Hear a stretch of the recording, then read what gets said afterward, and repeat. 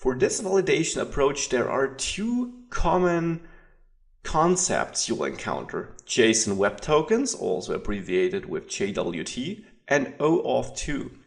Now, sometimes you see a versus comparison of both topics, and that really isn't a comparison which makes sense, because the two techniques here aren't alternatives. JSON Web Token refers to an authentication protocol. It sets up an authentication protocol where we allow encoded claims to be transferred between two parties, a client and a server, for example.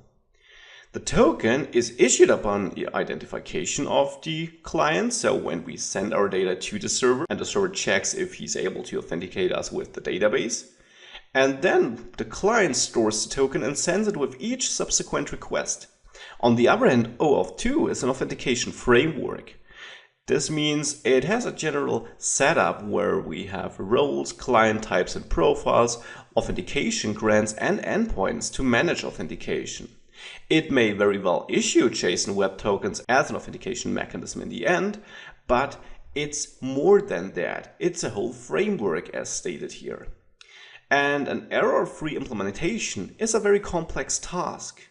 Now, you don't have to use OAuth2, you can just use JSON Web Tokens, and indeed I will do this in the project of this course.